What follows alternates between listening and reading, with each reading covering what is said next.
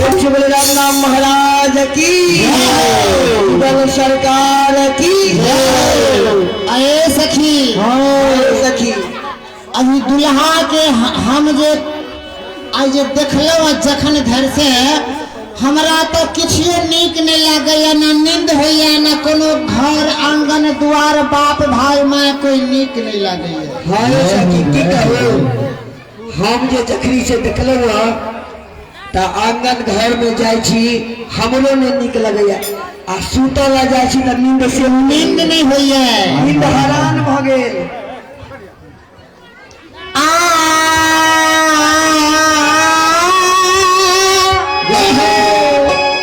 ए ब्याह जी सखी, अभी विवाह के देखा लेल, अभी विवाह के अभी दुल्हा के देखो लेल भूत भावन भोलेनाथ भगवान दर्शन करे छथि।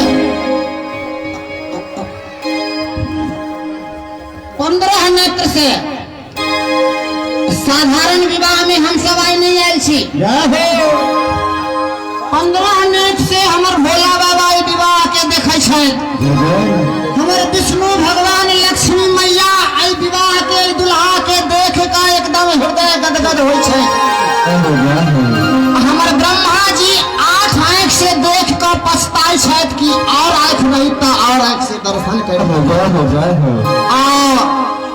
हमारा कार्तिकेय जी 12 आंख से देखे छथि, एकदम हर्षित हो छै।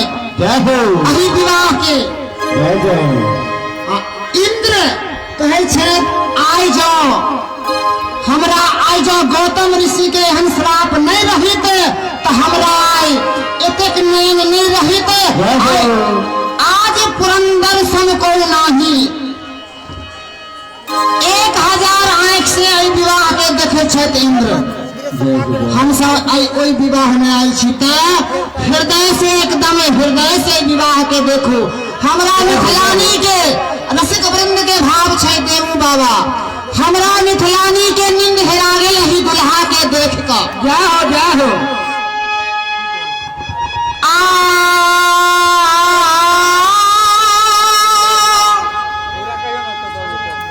बड़का खूबी खराब है, सब कोई के लॉक चल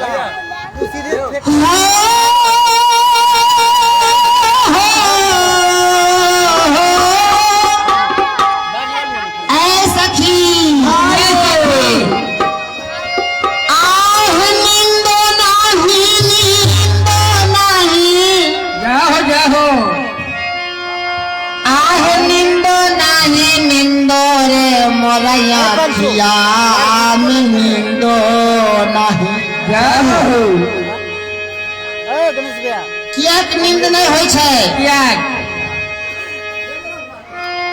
अभी दुल्हा लेल आई मिथिला में जे बधैया बाजे छै, आई सुनैना मैया के अभी द्वार पर अचरज छै। अचरज केहन अचरज माता बहन सब ध्यान देवे।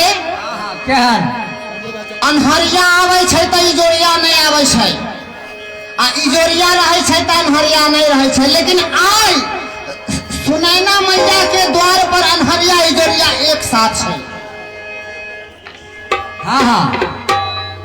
अन्हरिया के समान, अमावस्या के समान अन्हरिया हम दुल्हा हमारा रसिकवृंद कहे छथि।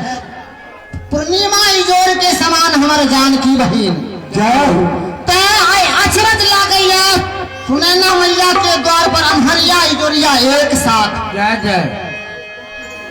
आज मिथिला में बाजे बधैया है,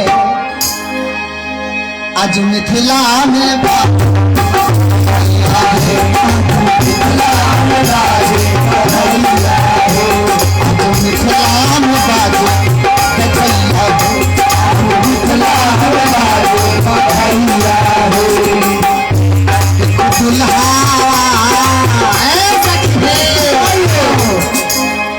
देखो दुल्हा नवल रघोरैया है, ये देखो दुल्हा नवल रघोरैया है। आज आज मिथिला में बाज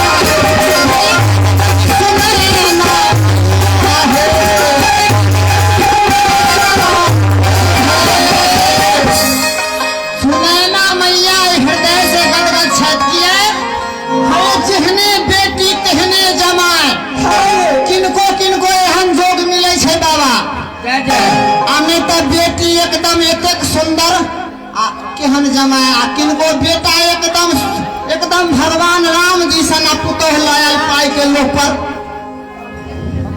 ये उम्र हां कहै छियै उम्र हाथ चलका है कहे के मतलब संसार के लोग के जे अखन रुपया के भूखल सुनैना मैया एकदम हृदय से गदगद छे जहने बेटी तेहने जमाए ताहे अही मिथिलांचल में हम सब जे बलहा में उत्सव के दर्शन करे छी बलहावासी हे हो आज बलहा में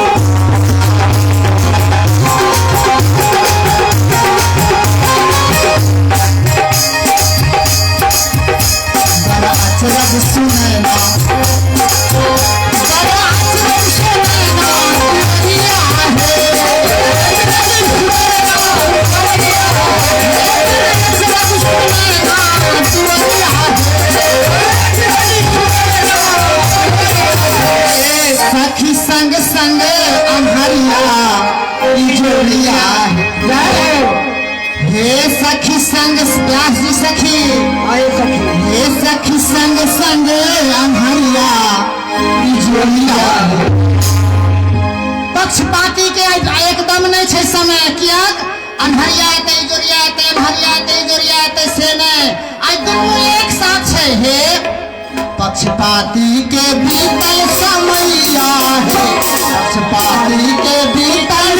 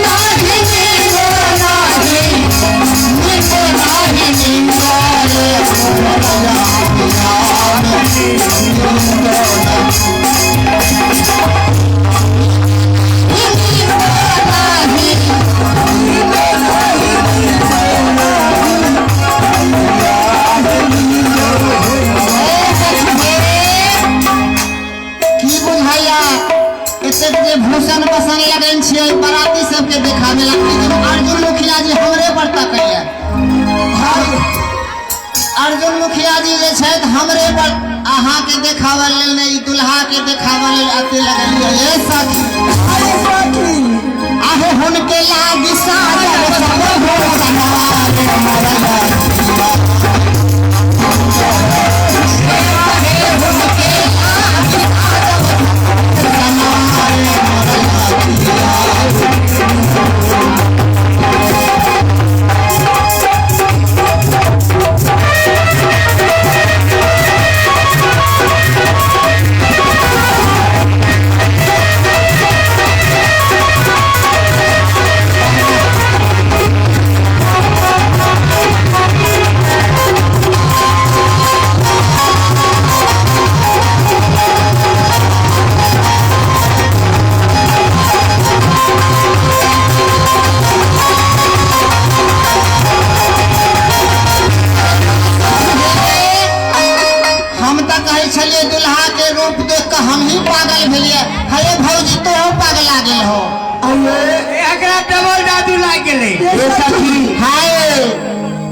ए सखी हाँ ये बराती सब तक किसी बार हाय कर रहल है। यहाँ के जो दुल्हा सरकार के देख कर नींद है आ गया ताई पर हाँ। शिव नारायण मुखिया जी 100 टका दान देखे हाँ।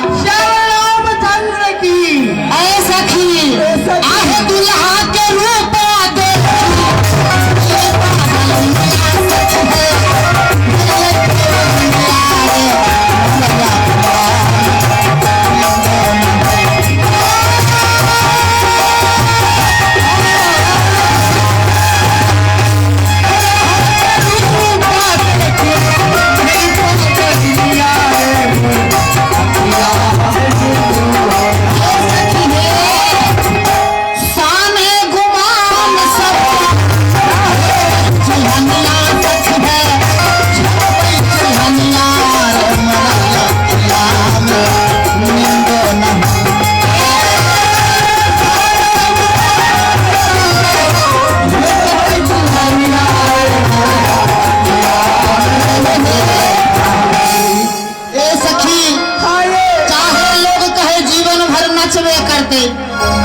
जीवन भर गए घुमाते नहीं परवाह है दुल्हा ले हमरा मंजूर है हम नचबे करबे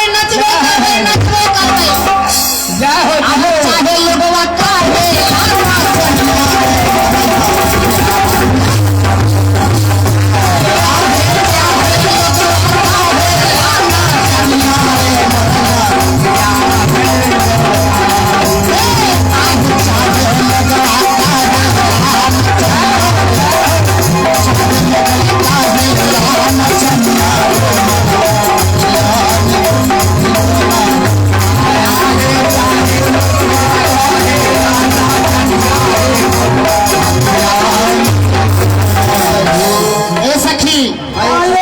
बराती के तहते स्वागत हमर दुल्हा कोना घोड़ा पर आवे छै ता मोद लता जी के भाव छै जय हो देखल जाओ सखी हमर गणेश भैया घोड़ा के व्यवस्था लगा आ जाओ मंच पर आ दुल्हा के बैसो आराम से हां सुरेश भैया जी कने इधर बगल हो जाओ हमर दुल्हा अखिन घोड़ा पर